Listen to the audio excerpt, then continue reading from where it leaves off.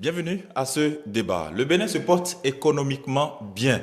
C'est du moins ce qu'on peut retenir de la toute récente notation de l'Agence internationale de notation financière Fitch qui confirme la notation du Bénin à la note B+, avec perspective stable. L'agence prend pour preuve les différentes réformes économiques du gouvernement du président Patrice Talon, notamment pour contenir le choc économique dû à la pandémie de la Covid-19. Qu'est-ce qu'on peut retenir de ce rapport, de cette notation? On fera le débat donc sur ce plateau. On va revenir un peu sur la rencontre annoncée entre le chef de l'État, le président Patrice Talon, et les différentes confédérations et centrales syndicales. C'est prévu pour le 26 avril prochain. Quel présage aussi en parler avec nos invités. Et parlant d'invités, sur ce plateau, j'ai convié pour vous Habib Isaac Adjaï. Bonjour. Bonjour Jusqu'ici. Bonjour téléspectateurs. Vous êtes acteur politique de la majorité présidentielle. Merci d'être là. Merci beaucoup. En face de vous, un autre Habib, Habib Aranesi. Bonjour. Bonjour Gilles, bonjour Habib et bonjour aux téléspectateurs. Merci. Vous aussi, vous êtes acteur politique de l'opposition. Merci à tous les deux d'avoir répondu à mon appel de ce dimanche. Habib Aranesi, je reste avec vous. Pensez-vous que le Bénin se porte économiquement bien pour mériter la note B+, avec perspective stable, telle que le dit l'agence Fitch? Écoutez, cela ne nous étonne pas, c'est des discours de laboratoire. Sinon, vous savez, nous savons tous. Et le ministre de l'économie l'a reconnu. Aujourd'hui, les Béninois éprouvent de grandes difficultés à répondre à leurs besoins vitaux. Donc, quand on dit qu'un pays est stable économiquement, normalement, le baromètre, eh bien, c'est notre contexte, c'est la population, c'est le peuple. Et quand nous voyons le peuple béninois aujourd'hui, quand on dit à un jeune, quand on dit à une maman, quand on dit à un citoyen béninois que son pays se porte financièrement bien, son pays se porte économiquement bien, il va vous dire, mais vous blaguez, parce qu'il peine à trouver un repas par jour. Donc, c'est des discours de laboratoire, c'est une manière, je pense, de narguer ce peuple-là qui souffre, qui crie au quotidien, ça ne va pas, qui crie à la charité de la vie, qui crie au manque d'emploi et autres. C'est une manière de narguer ce peuple. Donc, pour moi, c'est des discours de laboratoire, c'est pour bleuir les gens, c'est du mensonge tout simplement. Notre pays a des difficultés économiques. Nos compatriotes souffrent. Et il faut que le gouvernement en place oublie ces discours de laboratoire et prenne la mesure des choses. C'est ce que j'ai à dire par rapport à cette notation de l'agence Fitch. Merci. Vous pensez que c'est une notation qui constitue un feu de paille, Habib Adjaï? Non, mais écoutez, M. Aranesi est un cadre. Même s'il continue d'étudier, on peut le faire à tout âge d'ailleurs. Je pense qu'il fait la langue de bois sur ce plateau. C'est un secret de polichinelle aujourd'hui que nous savons tous bien que le Bénin se porte beaucoup mieux aujourd'hui. Mieux dans ce contexte où, d'abord, je rappelle aux amis téléspectateurs que le Bénin a été doublement couronné. C'est d'abord la BCAO, la Banque centrale des États de l'Afrique de l'Ouest, qui a d'abord sorti un premier rapport pour dire que le PIB, c'est quoi?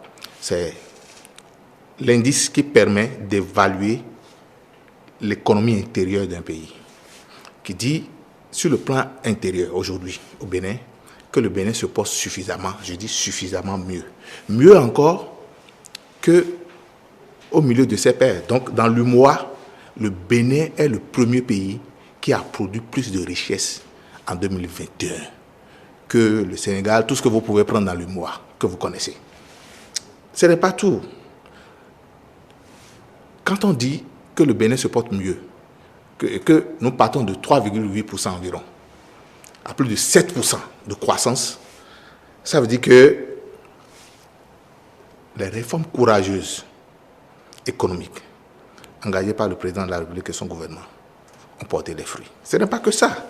Vous n'êtes pas sans savoir que nous sommes dans le contexte d'une pandémie mondiale où la difficulté que vous partiez des États-Unis à la Chine populaire, au pays de Mao, ou que vous puissiez venir en Afrique, jusqu'en Afrique du Sud ou ailleurs, que vous pouvez citer ici sur ce plateau, tous les peuples de la terre ont été fortement touchés.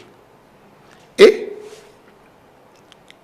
il est reconnu, je parle d'abord du premier rapport, que l'anticipation qu'a pris le gouvernement pour répondre à cette situation de pandémie dans laquelle nous sommes a porté ses fruits.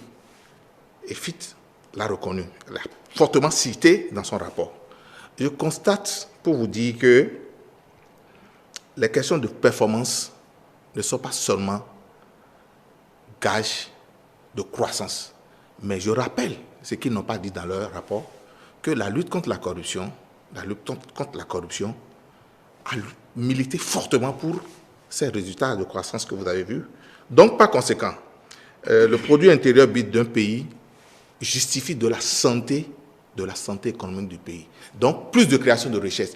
Je conclue là, par rapport au rapport de la Banque centrale des États de l'Afrique de l'Est, pour dire, si il y a croissance, donc fortement, croissance économique, je veux dire, donc il y a obligatoirement répercussion économique, répartition pour les citoyens que vous êtes. Et je cite la preuve, l'apport, il y a quelques semaines, quelques jours, du gouvernement pour soulager les populations par rapport au taux d'inflation, plus de 40 milliards qui ont été déversés quand même dans l'économie béninoise.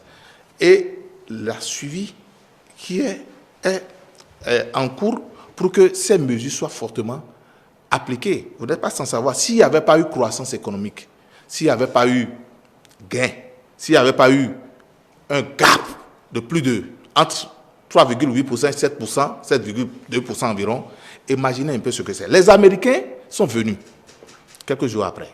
Je veux parler de FIT dans leur rapport. Vous ne doutez quand même pas de la crédibilité de cette agence américaine que de par le passé. Et puis, le Bénin n'est pas à sa première notation. Je crois que ce gouvernement est en train d'avoir deuxième ou troisième notation, sauf erreur de ma part. Donc, vous comprenez que ce gouvernement travaille quand même pour la croissance, pour le mieux-être de la population.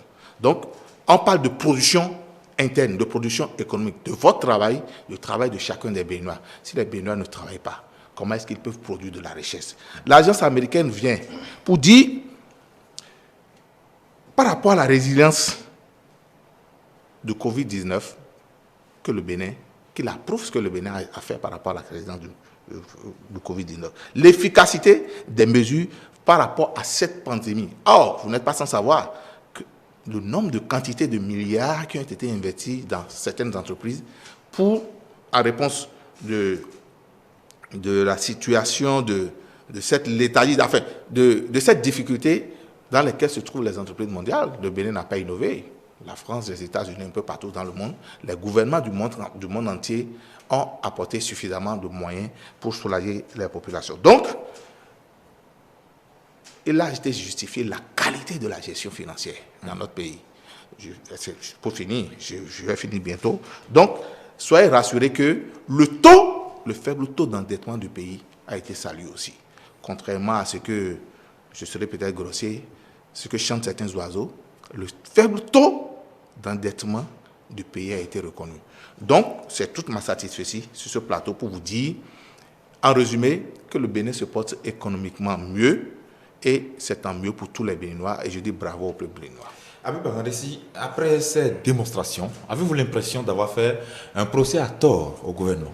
Écoutez, vous avez accordé tout ce temps à mon frère Habib pour en réalité, pour qu'ils ne disent absolument rien du tout. Vous allez tenir ce discours devant quel citoyen béninois? Honnêtement, hormis le palais de la présidence, hormis les 4 murs des studios de télé et radio, vous allez tenir ce discours à qui? Vous vivez dans un quartier, vous vivez dans une ville, dans une commune, vous vivez dans une famille. Et vous savez en votre fort intérieur que depuis 2016, la situation de nos compatriotes, s'il y a eu une performance économique, s'il y a une croissance économique, c'est où on le sent, c'est dans la redistribution. Si vous dites qu'une maison se sent bien économiquement, c'est-à-dire les habitants de cette maison, doivent sentir ça dans leur quotidien. Vous parlez de laboratoire, de notation, mais chaque jour que Dieu fait, vos compatriotes souffrent. Et c'est ce que vous refusez de regarder, la triste réalité. Vous préférez vous consacrer à la notation. Et ces notations font suite à des documents que vous fournissez vous-même. Et nous savons tout ce qui peut se passer à ce niveau. On peut truquer les chiffres, mais on ne peut pas truquer la réalité. Vous ne pouvez pas demander à la bonne dame qui vend au marché de vous mentir qu'elle vend au marché. Elle va vous dire, mais ça ne va pas. Vous ne pouvez pas dire à un étudiant de vous dire qu'à l'université, tout va bien ou bien il se porte bien. Vous ne pouvez pas le dire à un citoyen. Et c'est ça la réalité. Vous avez dit tel BCAO a noté telle chose. Parlons de l'endettement. Vous êtes fiers de la situation d'endettement de notre pays. On me dira que tous les pays du monde sont endettés. Mais la dette des États-Unis, écoutez, monsieur, cher ami Habib, je voulais laisser parler. Oui, tout à fait. C'est-à-dire, la norme du débat, c'est que chacun laisse son... Oui, non, mais écoutez, vous aurez le temps de réagir. Écoutez, on va faire un débat policier. Moi, je ne fais pas... je ne parle pas gros français ou bien français de laboratoire. Je parle un français terre à terre, c'est-à-dire, je parle de ce que vit... C'est-à-dire le jeune qui est à côté de moi, le compatriote qui est à côté de moi. Et quand je vais devant lui pour dire, notre pays vient d'être noté B+, par Fitch, pour dire que nous sommes économiquement stables, il va me poser la question, mais qu'est-ce que tu racontes? Du moment où lui, depuis 2016, et cette année encore, la situation s'est aggravée. Vous avez parlé de subventions. Ça a jailli sur qui? En réalité, ces subventions ont jailli sur qui? Le gouvernement s'est mis dans une situation aujourd'hui où les gens ont supprimé un certain nombre de dispositifs qui soulageaient le peuple béninois. C'est-à-dire, lorsque, par exemple, les gens produisent et que c'est un essai, le gouvernement prenait la responsabilité de prendre l'essai, d'acheter et de conserver. En période de cherté de la vie ou bien en période de pénurie et autres, le gouvernement redistribue en réalité ce qui est racheté, ce qui soulageait vraiment la population. De telle enseigne que même s'il y a inflation, parce qu'il y aura inflation, tous les pays du monde connaissent des difficultés, nous sommes d'accord. Mais les gouvernements ont la responsabilité de prendre des mesures pour aider cette population à supporter. Mais notre gouvernement de Patrice Talon a pris quelles mesures? Chaque jour que Dieu fait, les denrées de première nécessité augmentent de prix. Le gari, le savon, l'huile, presque tout. Et vous allez l'expliquer comment à vos compatriotes. Je voudrais que mon frère Habib, puisque nous portons le même prénom, commence par écouter. Non, il écoute. Commence par se dire un certain nombre de vérités. Parce que vous pouvez le dire entre ces 4 murs du studio de ETL, mais vous ne pouvez pas sortir pour le dire. Les gens vont vous jeter la pierre. Parce que vous ne pouvez pas vous moquer juste à ce point. Pour dire quoi? Tout ce que ces institutions de Bretton Woods disent. La fois dernière, notre pays a été nommé, je pense, au comité des droits de l'homme. Mais la Commission des Nations Unies voilà. des droits de l'homme. Oui. Mais écoutez, quand on le dit à un Béninois, il va s'étonner. Avec tous les piétinements de nos libertés, avec les emprisonnements répétés. Là n'est pas le sujet. Mais écoutez, c'est des droits de l'homme qui sont piétinés. Mais malgré ça, pour dire quoi? Nous ne donnons, en tout cas moi, je ne donne aucune crédibilité à ces chiffres du moment où ceux qui sont autour de moi ne ressentent absolument rien. La lutte contre la corruption, ça a arrangé qui? La lutte contre la corruption, ça a arrangé qui? Les endettements. On nous a fait le point un jour du nombre de milliards. Mais si vous pouvez répondre à la première question là tout à l'heure. La lutte contre la corruption a arrangé quelqu'un? Non, a arrangé qui? C'est-à-dire votre réponse c'est quoi? Votre réponse? Non, mais ça n'arrange pas le peuple béninois. Ah bon? Nous ne sentons pas les fruits de cette lutte. Parce que je dis toujours, si nous sommes dans une maison et que les gens ont l'habitude de voler les ressources de la maison, et qu'un chef de famille arrive, moi je donne des exemples terre à terre, et qu'un chef de famille arrive pour dire désormais, celui qui vend, on le jette en prison. Et il fait cette économie pendant 1 an. Nous qui sommes des habitants de cette maison, nous devons sentir que effectivement, on a empêché les gens de voler et que nous avons fait des réserves ou bien de l'économie en termes terre à terre, eh bien, aux habitants de cette maison. Mais qu'est-ce qu'on a remarqué depuis près de 6 ans de lutte contre la corruption? Moi, je pense que cette lutte arrange plutôt ceux qui sont au pouvoir. Parce que si on empêche les autres de voler et qu'on prend tout ce qui appartient à tout un peuple, remarquez qu'aujourd'hui, que c'est les amis du pouvoir, le pouvoir et ses amis, le président de la République, Patrice Talon, et ses amis, qui sont les plus forts. Et la population, la masse, n'a plus absolument rien. Et on est en train de travailler pour nous prendre encore, c'est-à-dire le dernier que nous avons. D'accord. Donc, je n'épouse pas du tout, eh bien, la position de Habib. Il pouvait être un peu plus, il pouvait partager la peine de nos populations qui crient au quotidien et ne pas donner une crédibilité à cette notation-là. Habib Isaac Adjaï, lorsque les différents rapports internationaux arrivent et créditent le Bénin d'une certaine avance ou d'une certaine bonne santé au plan économique et que les citoyens à la base crient, où est-ce qu'il faut trouver le juste milieu pour que les gens se trouvent ou se retrouvent dans les différents rapports qui sont publiés? Je vais vous répondre. Mon ami, je ne sais pas, moi, je ne suis pas économiste. Et je ne suis pas un expert non plus financier. Je suis en train de faire une lecture politique de la chose. Mais à partir du rapport, je crois que j'ai lu le rapport, et même un bébé de CM2 peut comprendre ce qui a été écrit et se satisfaire des informations qui ont été retenues. Quand vous dites que les gens s'asseyent dans leur laboratoire, c'est une insulte. C'est une insulte à votre mémoire, hein. C'est une insulte à vos parents qui ont quand même investi pour votre... Je sais que vous êtes un homme de qualité, mais ne vous versez pas dans ce débat-là. Vous voyez, écoutez, les gens produisent un rapport qui voit les choses au niveau macro. Je ne sais pas si vous savez ce que ça veut dire, mais je vous le dis au micro macro. Je ne vais pas vous faire des cours d'économie sur ce plateau. Et quand on voit les choses au niveau macro, ça implique ce que vous dites, le panier de la ménagère, la santé, tout le Bénin. D'accord? Et quand on dit qu'on produit de richesse, qu'on a produit plus de richesse au niveau intérieur, plus que tous les autres pays de la CEDEAO, cela sous-entend, je le dis, et je vous le dis aux téléspectateurs, qu'il y a une production de plus de richesse. Plus de richesse qui savait, avant que ce rapport n'arrive, le président de la République a pris quand même une décision pour impacter, diminuer la misère du panier de la ménagère, de 80 milliards, etc., etc. Vous savez ce que c'est? Parce que la sardine ne se fabrique pas au Bénin, monsieur. Quand vous parlez de l'huile, vous laissez l'huile rouge, vous allez prendre quoi? L'huile végétale qui est exportée pendant que les autres sont en difficulté, qui sont carrément en récession économique là-bas, et qui ont des difficultés pour travailler, pour produire. Nous sommes en temps de Covid. Et qu'on exporte, vous dites depuis 2016, comment depuis 2016? Qu'est-ce que vous racontez? Le Covid n'a pas commencé en 2016. Il y a 2 ans, je crois, hein? Pas plus.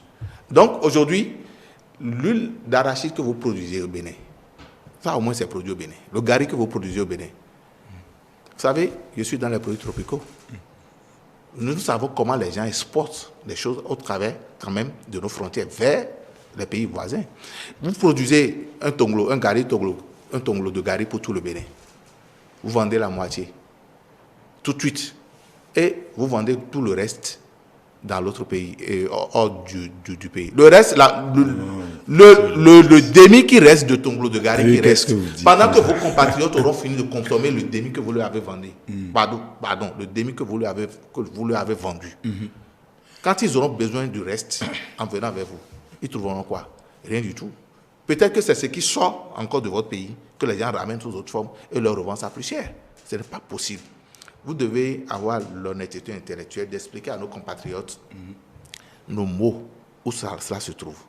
Quand on produit pour le Bénin, essayons. L'État n'est pas obligé d'acheter le surplus et de garder. Le paysan même peut acheter le surplus et garder. Au moment où moi j'étais dans ce commerce de maïs, cela fait une dizaine d'années, même plus déjà, mais nous avons plusieurs méthodes pour conserver. On envoyait même jusqu'à Malaville. Mais le NASA, en ce moment, en ce temps, je ne sais pas si cela vous avait profité, et puisque vous êtes en train d'en parler, parlons-en. Parce que ce dispositif qui est mis en place était quand même gangréné par la corruption, où les gens achetaient en ce temps, stockaient, et c'est eux qui redevenaient des commerçants qui rachetaient tout ce stock-là et vendaient sur les marchés. L'État a très bien fait certainement de suspendre cette histoire. Mais réfléchissons à ce que peut-être l'État puisse mettre en place d'autres mécanismes. Et des décisions ont été prises. Pourquoi est-ce que chacun, je répondais à votre question, parce qu'il faut clarifier ce qu'il est en train de dire. Oui. Pourquoi est-ce que chacun ne prenait pas ses responsabilités? Monsieur Aranesi, quand vous parlez des rapports de laboratoire, le président de la République, ça fait combien de mois qu'il a décidé de rencontrer, d'augmenter les salaires? Ce n'est pas demain. On en a parlé tout à l'heure sur ce plateau. Ce n'est pas hier. Depuis combien de mois déjà passé?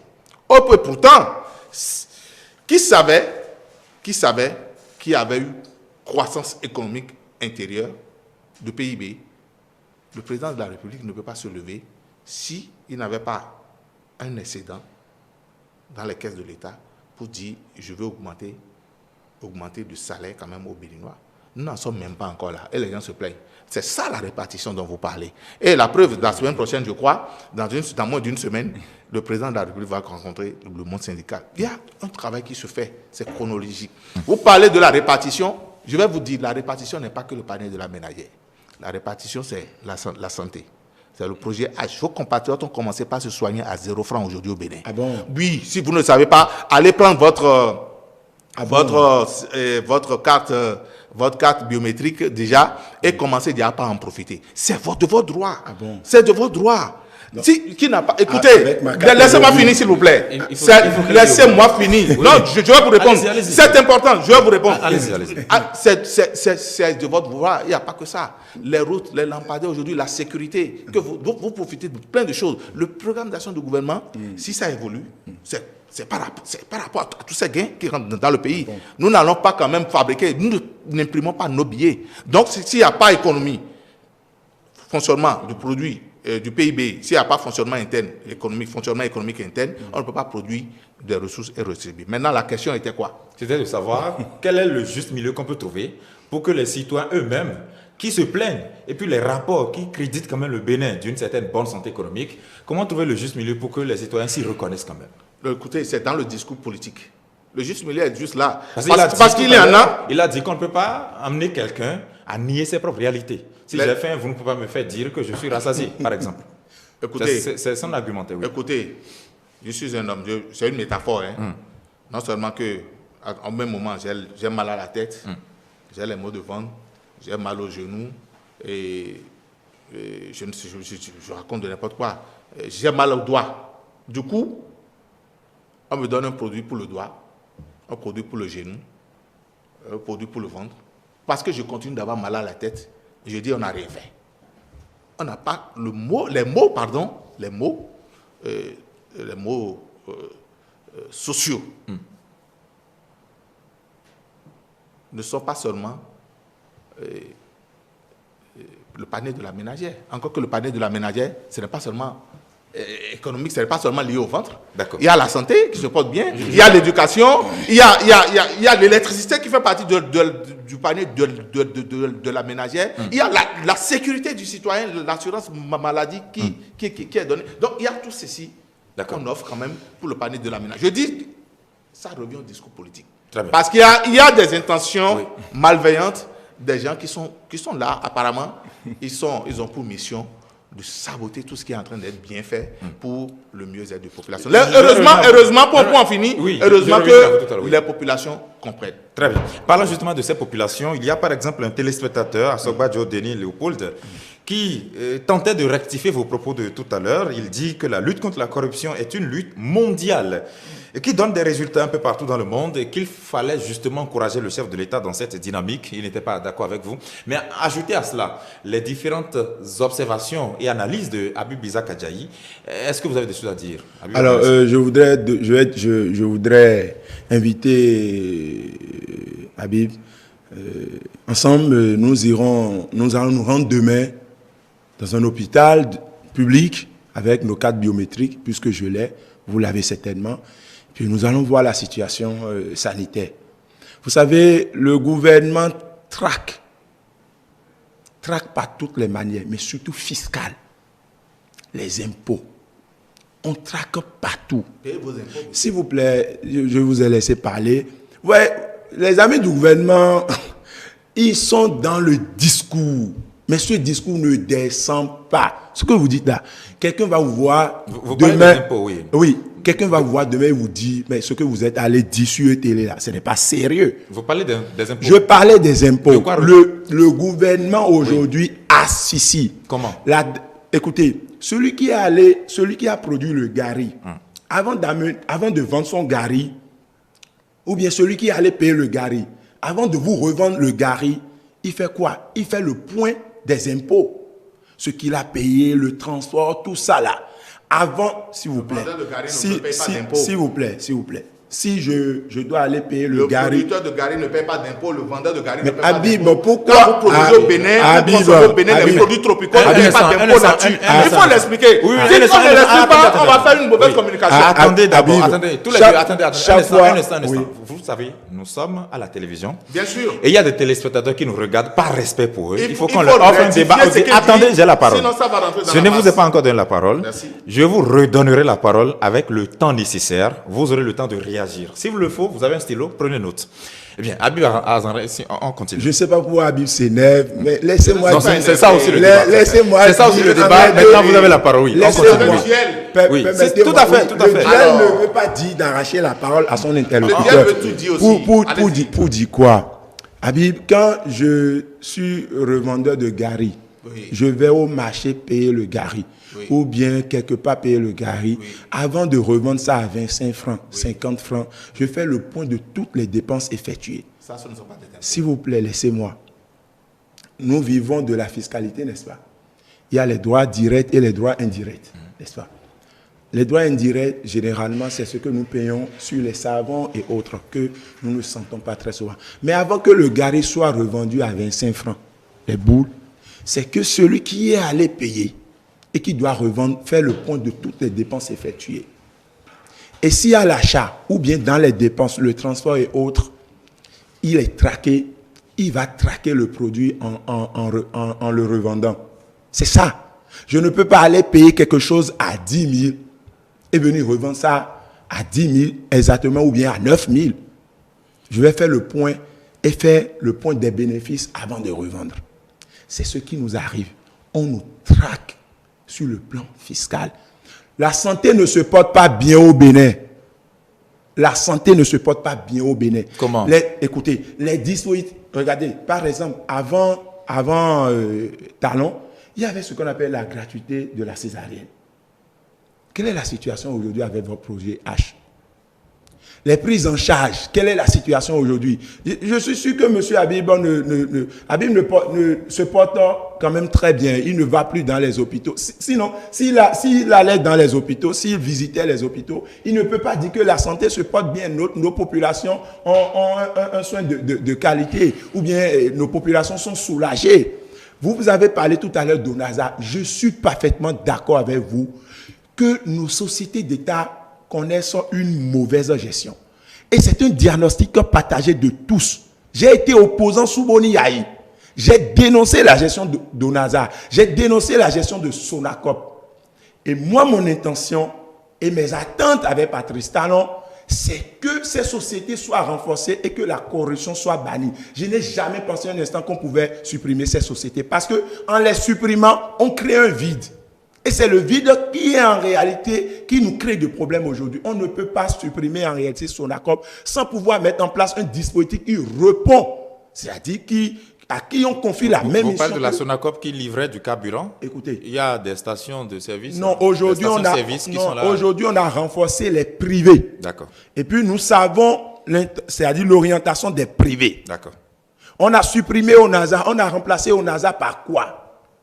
Donc, c'est des institutions créées, c'est des structures créées pour soulager la population. Même si elles connaissent une mauvaise gestion, le président de la République a la possibilité. Nous sommes tous d'accord, nous partageons la lutte contre la corruption. Vous avez fait combien de marches contre la corruption au Bénin? Non, écoutez, s'il vous plaît.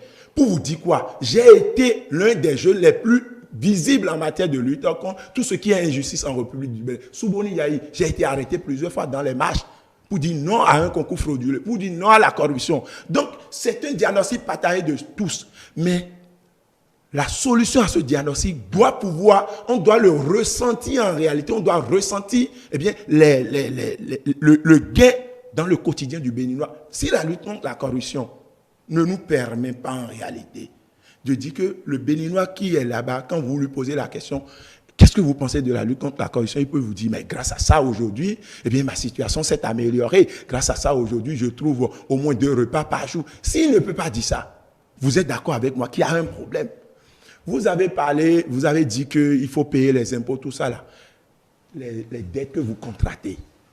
Parce qu'au même moment où on nous demande de payer, de payer les impôts, que c'est pour notre développement, on travaille pour le peuple, on est en train de renforcer votre sécurité. Notre pays traîne chaque jour que Dieu fait, chaque semaine, chaque mois, sur le marché financier, à contracter des dettes. 11 milliards prélevés, 10 milliards prélevés. Qui veut payer ces dettes-là? Vous travaillez pour qui? Pour des vivants ou bien pour des morts? Disons-nous la vérité. Tout ce que moi je demande au gouvernement, c'est qu'on partage la peine de nos populations et qu'on prenne des vraies mesures. Vous avez parlé de 80 milliards. C'est les milliards qu'on entend. On attend toujours des milliards. On a voté des milliards. Mais le fonctionnaire, comment il se porte? Même ceux qui travaillent en République du Bénin aujourd'hui vivent dans une situation miséreuse, dans une situation de précarité. Parce que quand le salaire que vous prenez ne vous permet pas de supporter vos charges, vous travaillez, mais vous sentez que vous ne vivez pas. Vous essayez d'exister. Donc, c'est malheureusement ça. Et qu'en est-il aujourd'hui des jeunes, des milliers de jeunes qui sont en quête d'emploi? Voilà que ceux qui sont des fonctionnaires d'État et qui sont régulièrement payés ont des difficultés à répondre à leurs besoins vitaux. Et ceux qui ne travaillent pas, les étudiants qui sont à l'université, les jeunes qui ont des diplômes et qui sont à la maison depuis des années, quelle est leur situation? Vous avez dit que le Bénin travaille, n'est-ce pas? Et que c'est à cause de tout ça qu'on nous a donné. Mais vous avez longtemps crié. Vous qui êtes partisans du pouvoir, vous vous contredisez dans les débats. Vous avez longtemps crié que nos jeunes ne travaillent pas, nos populations ne travaillent pas et ils veulent un mieux-être. Mais quand il y a une notation, vous changez en même temps de discours. Ça montre que vous manquez de sincérité. Et c'est pas envers moi, envers moi, Habib Arandessi. C'est envers vos compatriotes, c'est envers vos amis qui sont autour de vous. Je suis sûr que vous ne pouvez pas aller au quartier et tenir ce discours. Les gens vont vous renvoyer. Alors, parlant justement de gens, cette conversation ou cette réflexion n'est pas privée. Il y a des gens qui nous regardent, beaucoup de personnes. Elias Sodarlon, j'espère que j'ai bien prononcé son nom, estime que les Béninois ne vivent pas aussi mal que ça. Il a donné l'exemple des buvettes, des églises, des marchés qui s'animent chaque jour. Et pourtant, Habib Arandessi continue de défendre bec et ongle que les Béninois souffrent. Il dit que personne ne souffre au Bénin que d'aller dans ces lieux-là. Qu'est-ce que vous avez à lui dire? Je lui dirais que malheureusement il pêche. C'est un péché ça là de dire que eh bien, personne ne souffre au Bénin. Et je suis sûr, hein, monsieur Gilles Christ, que le nombre de personnes qui vous demandaient mobile money a doublé. Le nombre de personnes qui vous demandaient fais-moi mobile money de 1000 francs aujourd'hui, le nombre a certainement doublé. Disons-nous la vérité. La réalité est là. Nous allons poser la question, nous allons sortir d'ici. Pour savoir comment le Bénin se porte là. C'est simple. Sortons d'ici. Prenons les gens pêle-mêle au hasard pour leur poser la question. Comment vous vous portez? Comment vous vous sentez? Covid, nous avons commencé cette histoire même avant Covid. Ce n'est pas Covid. La fois dernière, j'ai eu un débat contradictoire. J'étais en débat contradictoire avec un partisan du pouvoir comme M. Habib qui dit la guerre en Ukraine. Je lui ai posé la question. Mais la guerre en Ukraine a commencé depuis quand? Pour qu'on dise que la charité dont nous sommes, c'est-à-dire nous sommes dedans, nous sommes en plein pied dans une famine, dans une misère, et que la guerre en Ukraine soit la base ou bien c'est-à-dire soit la cause de cette charité de la vie. Vous refusez en réalité de prendre le vrai baromètre. Et le vrai baromètre, c'est l'impression. C'est le quotidien, c'est ce que, c'est-à-dire vos compatriotes, c'est ce qu'ils disent. Merci, vous l'avez dit tout à l'heure. Il y a Aïssegbe Constant Jonas qui estime que M. Adjaï est en train de passer à côté du débat parce qu'il estime qu'aujourd'hui, on ne peut plus vraiment apprécier le gouvernement sur quelque domaine que ce soit. Il dit par exemple de regarder l'essence à la pompe, que l'essence est passée de 520 francs à 600 francs CFA et que dans le même temps, le ciment et autres produits ont pris encore plus de prix. Il estime que ce faisant, on ne pourrait pas dire que notre économie se porte bien. Abiba Isaac Adjaï. Oui, il faut lui dire que il y a 6 mois, je ne sais pas ce qu'il fait. Je ne sais pas s'il a des amis dans la sous-région. Il y a 6 mois qu'on lui donne le prix du ciment, le prix du pétrole au Togo à côté, en Côte d'Ivoire, même au Nigeria, où les gens vont chercher Payor pour nous vendre ici, de prendre le prix du pétrole à la pompe il y a 6 mois, du ciment il y a 6 mois dans ces pays, et de comparer à aujourd'hui. Il y a un problème. Il y a un problème. Monsieur Arandessi, je ne sais pas si vous sortez souvent du Bénin. Donc, non, je ne sais pas. C'est une question. J'ai eu cette chance-là et j'ai toujours cette chance de sortir par moment, l'opportunité de sortir par moment et de revenir. C'est pour vous dire que tout ce que vous racontez n'est pas exclusif au Bénin. Bon, écoutez-moi.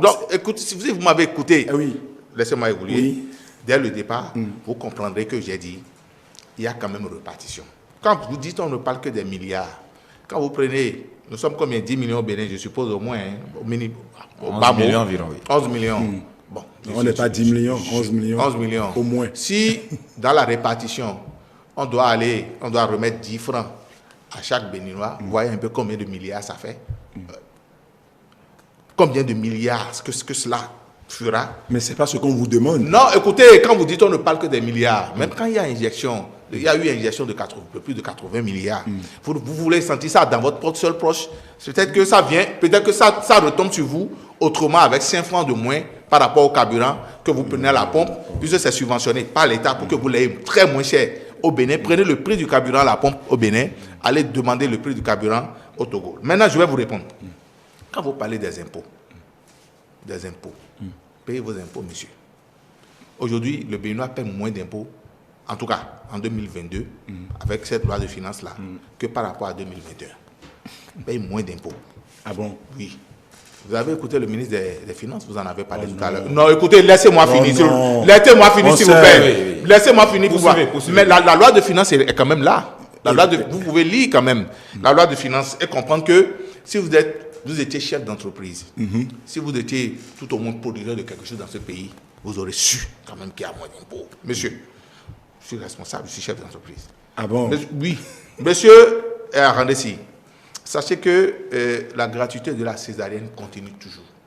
Cette agence n'a pas besoin d'être pour que la gratuité de la césarienne soit toujours mise en cause, soit toujours être une réalité dans nos hôpitaux. Je ne sais pas de quoi il s'agit, je ne sais pas d'où vous faites vos interrogations. C'est vrai que l'agence a été supprimée, mais la gratuité de la césarienne est une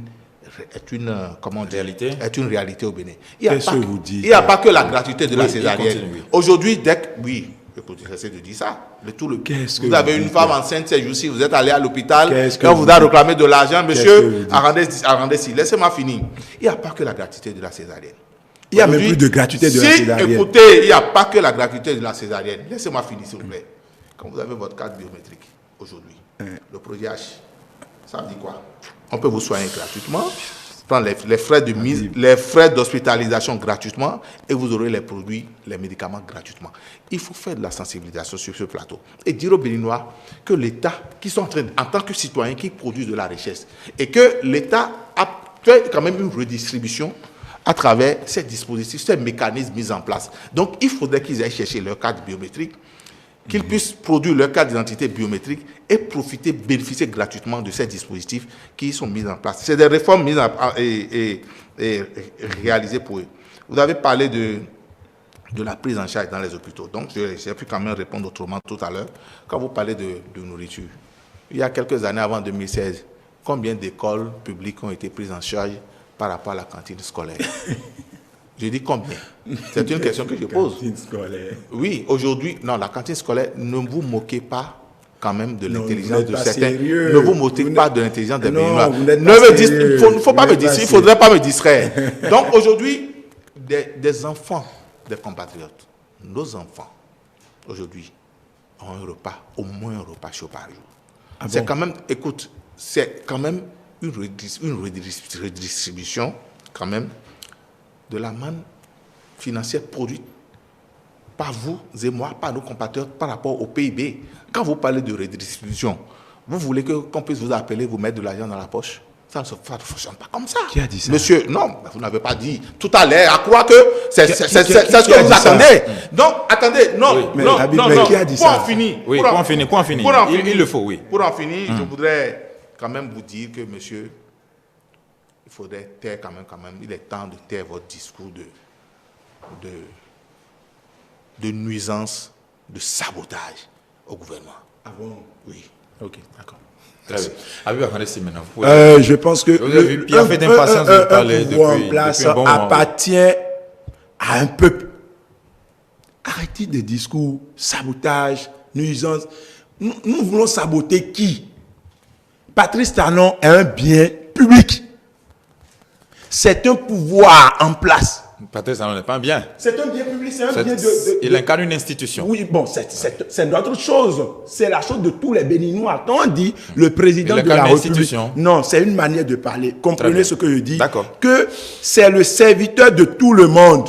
Un président de la République, c'est l'esclave de tout un peuple. D'accord. S'il vous plaît, s'il vous plaît. Oui, oui, s'il vous plaît. on va continuer. Votre pensée est quand même claire. Je dis esclave parce que le peuple se présente dans une certaine majesté. D'accord. C'est-à-dire, c'est mon discours, excusez-moi. Oui, oui. Mais je dis, c'est le serviteur, c'est l'esclave de tout un peuple.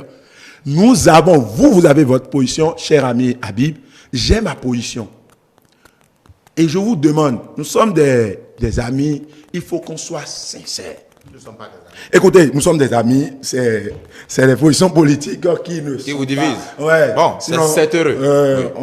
On se voit hors micro, on s'embrasse et puis Très on bien, mange oui, un oui. peu ensemble. Bien. Tu es J'ai appris hier avec vous, tout ça. On y va, on Mais, continue. cher ami Habib, ce n'est pas la guerre. Je donne ma position par rapport au pouvoir en place et vous êtes allergique à ça. C'est d'ailleurs pourquoi quand les gens parlent, vous précipitez pour les jeter en prison. Et ceux qui vous critiquent en réalité font partie de ce peuple et vous devez les écouter afin d'améliorer la manière dont vous gérez le pays. Un roi qui refuse qu'on lui dise que l'habit qu'il a porté a un problème un jour, il traîne dans son habit de la matière fécale. Bien. Pour dire quoi? Oui. Mon cher ami Habib a parlé de la gratuité. Chers amis, ceux qui nous écoutent, vous ne pouvez pas prendre votre carte biométrique et vous rendre d'abord dans un hôpital et être pris en charge gratuitement. C'est faux. Prenez vos cartes en même temps, allez-y dans les hôpitaux si c'est le cas et venez démontrer ou bien venez justifier ce que dit M. Habib. C'est faux. Mais parlant de la gratuité de la césarienne, il y a oui. un téléspectateur Devono Clément qui nous a écrit depuis Lokossa pour marteler que la gratuité de la césarienne continue effectivement dans les hôpitaux. Non, moi je remets encore, je dis non, il n'y a pas gratuité de la césarienne dans nos hôpitaux. Bon, J'ai des preuves qui... Maintenant, même la carte biométrique dont on parle, c'est encore des frais supplémentaires aux Béninois. Les gens sont intelligents. La carte, pour établir aujourd'hui la carte biométrique, il faut dépenser combien? Le Béninois doit débourser combien? Quelles sont les procédures par rapport à l'ancienne carte d'identité? Pourquoi on ne veut pas rendre service aux Béninois en tenant compte de leur situation socio-économique? Je réponds. Non, ce n'est pas une question que je vous pose. Je pense que nous devons cesser de tenir les mêmes discours. Revenons à une situation. Écoutez, quand vous rentrez aujourd'hui, je tiens toujours compte de ce que je vis dans mon environnement. Moi, je ne demande pas à Patrice Talon de distribuer de l'argent. On ne peut pas distribuer de l'argent. Ce n'est pas faisable. Non, ce n'est pas faisable. Mais lorsque hier, le Béninois que vous côtoyez, vous êtes également Béninois, avait l'habitude de prendre le savon à 150. Il va demain dans un marché, on lui dit, ah mais le savon est passé de 150 à 125. Qu'est-ce qu'il va dire? D'accord. Il saura oui. quand même qu'il y a un changement. Mais quand il passe, au même moment où vous dites que ça va bien, il passe au marché le lendemain, le savon qu'il a l'habitude de prendre à 150 passe à 175. Vous avez parlé tout à l'heure, ils ont parlé tout à l'heure du Gari. C'est produit au Bénin, n'est-ce pas? Hein? Et le gouvernement a la possibilité d'organiser presque toutes les filières. On a organisé le coton. Non, parce que une économie oui, libérale. Oui, écoutez, c'est derrière pourquoi il y avait des dispositifs. C'est derrière pourquoi il y avait des structures. On ne peut pas, vous ne pouvez pas me dire qu'on envoie une grande partie de notre galerie à l'extérieur. Non, c'est faux ce que vous dites. D'accord. C'est faux. Oui, donc, je voudrais demander, si nous restons dans des discours vides et que nous ne partageons pas la peine de nos populations, nous allons continuer à faire souffrir cette population et malheureusement, les gens sortiront dans les rues. Parce que c'est notre sécurité qui est en jeu. Parce que les gens viendront nous attaquer peut-être dans les bars à cause de 2500. Très bien.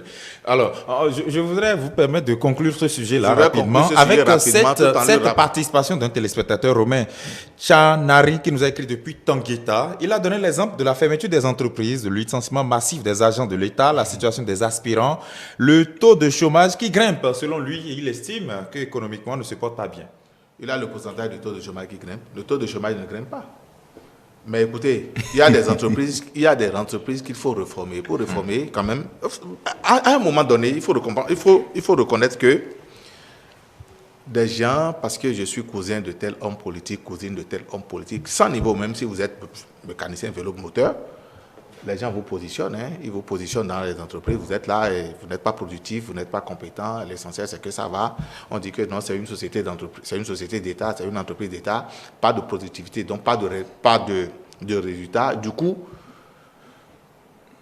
le pays n'avance pas. D'accord. Les gens sont arrivés, ils ont fait le diagnostic, il y a des entreprises qui ont été fermées parce qu'on a remarqué que c'était le cousin de quelqu'un et autres, donc il n'y avait pas de niveau, il n'y avait pas de rendement. Ou ces entreprises n'avaient pas de raison d'être. Il ne faut pas créer des agences ou des entreprises pour créer. Donc, vous voyez un peu ce que je dis. Je ne sais pas de quoi il parle exactement, mais je sais que le taux de chômage a régressé au Bénin. S'il a des statistiques, qu'il puisse les mettre à notre disposition. Très bien. Alors, pour finir avec ce que faut M. Arandessi disait, je voudrais dire à M. Arandessi, prendre un seul exemple. La cherté de la vie, oui, d'accord, tel qu'il le dit. Mais il fait mieux vivre au Bénin que dans n'importe quel pays de l'UMOA. J'espère que vous sortirez dans les prochaines semaines, dans les prochains mois.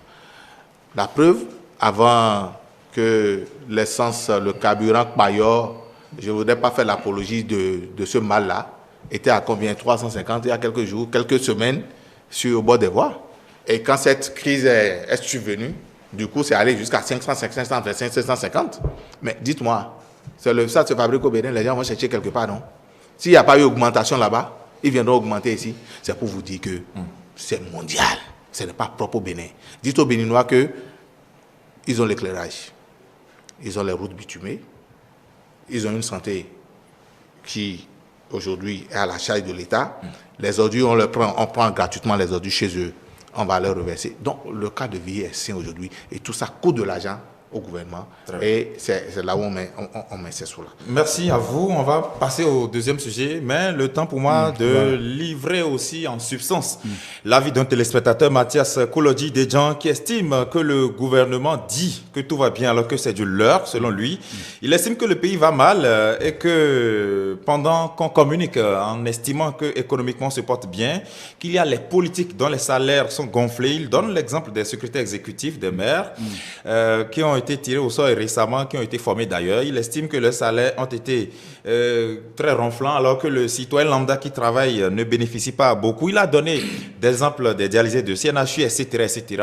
Mathias Kouloji Dejan, votre message est bien reçu. On va passer au deuxième sujet avec la situation du travail. Vous pouvez combiner puisque c'est dans le même domaine. Le chef de l'État va rencontrer le 26 avril les secrétaires généraux des centrales et confédérations syndicales pour parler de la question de la revalorisation des salaires.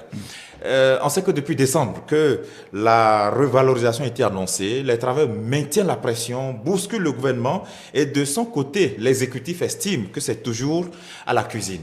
Est-ce que cette rencontre avec le chef de l'État va annoncer, est-ce que ça va permettre d'avoir des résultats concrets? Vivement, nous sommes tous béninois, nous souhaitons le mieux-être. Malheureusement, je ne pourrais plus. Je voudrais quand même revenir sur un fait. On n'a pas supprimé les sociétés d'État parce qu'il y a des cousins, des frères. Et je pense que vous devez partager la même logique au sein de la majorité présidentielle. Quelqu'un dit autre chose là-bas, quelqu'un vient sur un plateau, dit le contraire. Et même par rapport à la fin, de la s'il vous revalorisation plaît. des salaires? Oui, même par rapport à la fin, pour revenir à la revalorisation des salaires, même le ministre de l'économie, et j'ai applaudi cela, a reconnu le réel problème aujourd'hui. Il a dit, c'est que notre peuple a faim. Mais vous, et c'est ça, j'ai une crainte par rapport au pouvoir en place, mais vous venez sur ce plateau dire qu'il n'y a pas un problème, il fait mieux, tout ça là. Pour dire quoi Je ne me compare pas souvent à ce qui est moins. Je me compare à ce qui est mieux. Et pour avancer dans la vie, il faut voir celui qui est devant. Lorsque vous regardez, moi, j'ai au moins 25 francs. Celui qui est derrière moi n'a même pas 10 francs. Vous n'avancez pas. Mais quand vous voyez celui qui est devant vous, qui a au moins 50 francs, vous travaillez pour atteindre cet objectif.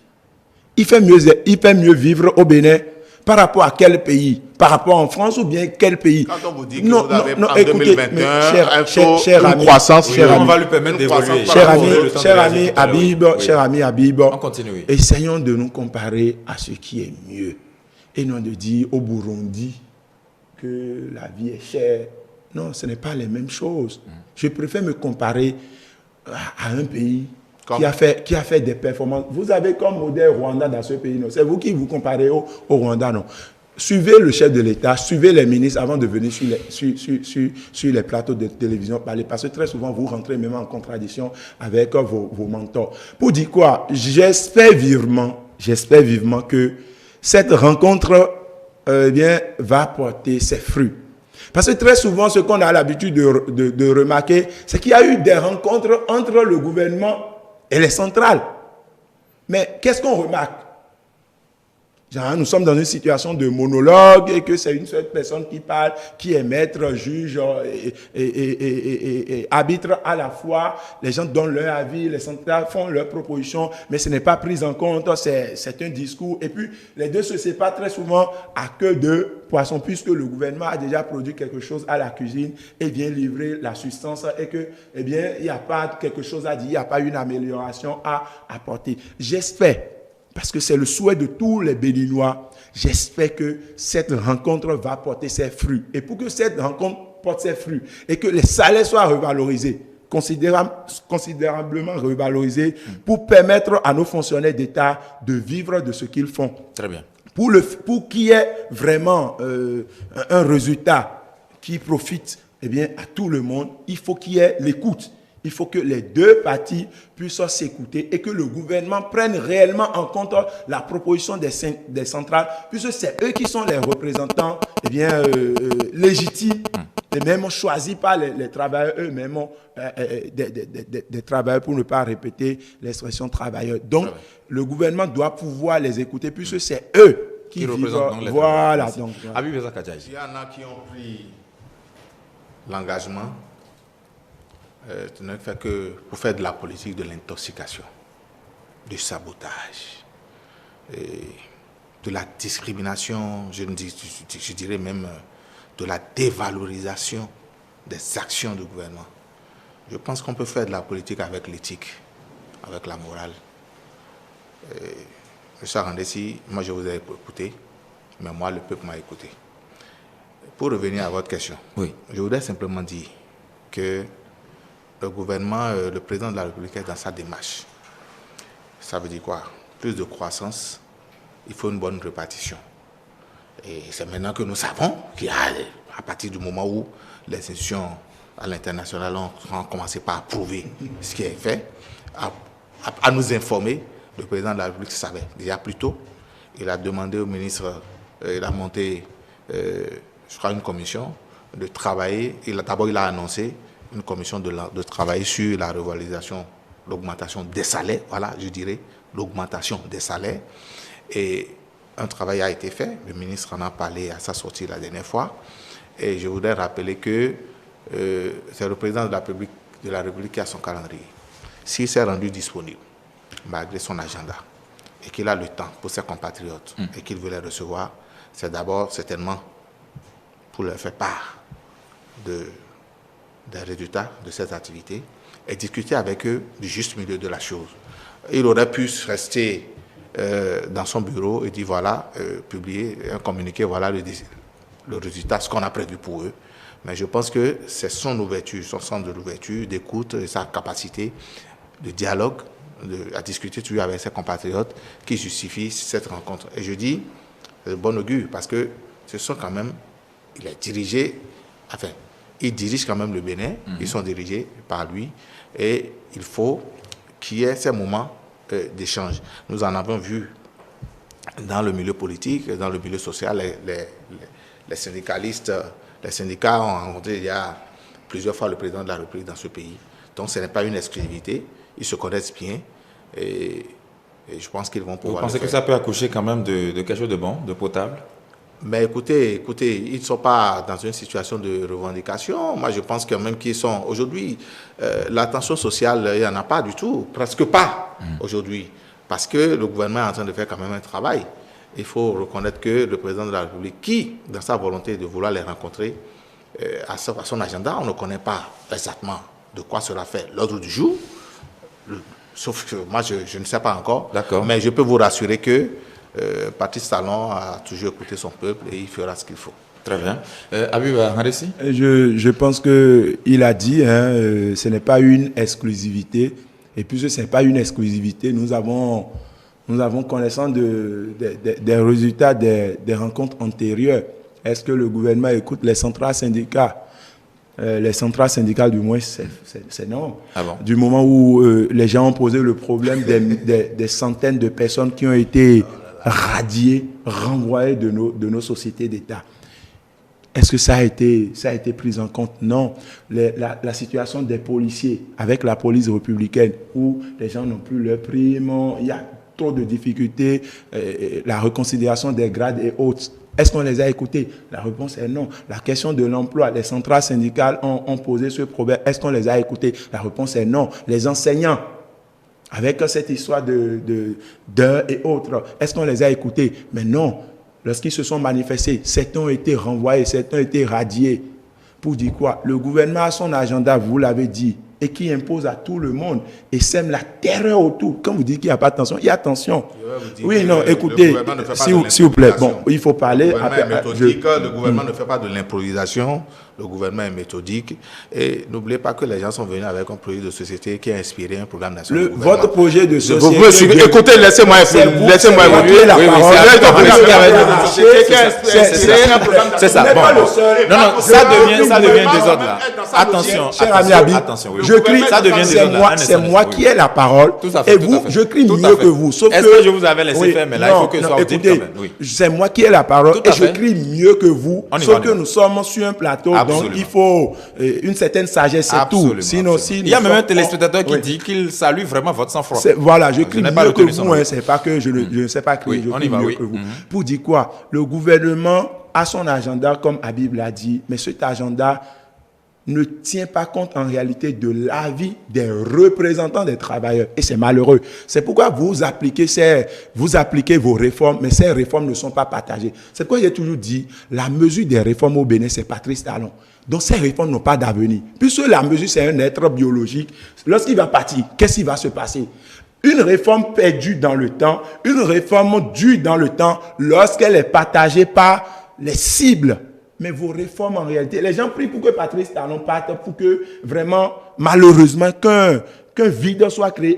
Et il faut que tout soit réorganisé. Pour dire quoi? Je reviens à ma prise de position initiale pour dire il y a beaucoup de sujets à aborder. Si le gouvernement se met dans une position de restitution de ses travaux, sans prendre en compte l'avis des centrales syndicales, nous allons rester dans le même contexte et rien ne va réellement, 30 secondes, réellement changer. Pour finir, monsieur, on est arrivé à terme de cette émission. Ben, écoutez, moi je peux vous dire, le dire à haute intelligible, que le gouvernement a son calendrier, le gouvernement a un programme d'action de gouvernement qui suit bien son cours. Et il a été dit par fiche que annoncer la stabilité du Bénin, je veux parler sur le plan économique, pour jusqu'en 2026. Donc financièrement, économiquement, le Bénin se porte très bien. Et quand le Bénin va sur le marché de l'emprunt obligatoire, et c'est parce que le Bénin se porte intérieurement bien, je veux parler de son PIB, que le Bénin va sur le marché de l'emprunt. Et lève des fonds. Lève des fonds. Les partenaires ont confiance au Bénin parce qu'ils savent qu'il y a croissance économique, le Bénin est crédible et peut rembourser. Habib Isaac Adjaï, merci infiniment, acteur politique de la majorité présidentielle. Habib Bahanressi, acteur politique également de l'opposition. Malheureusement, il n'y aura plus de conclusion. Merci à vous les deux d'avoir été sur ce plateau. Merci infiniment à tous les téléspectateurs qui nous ont suivis. Ils sont vraiment nombreux à nous envoyer de messages. Gérard Onko nous disait par rapport au projet Arche que c'est un projet qui est en phase d'expérimentation dans cette commune, à savoir Kandi, Banikwara, Tchaourou, Wesse, Aplahoué, Lalo et Lokosa. Merci.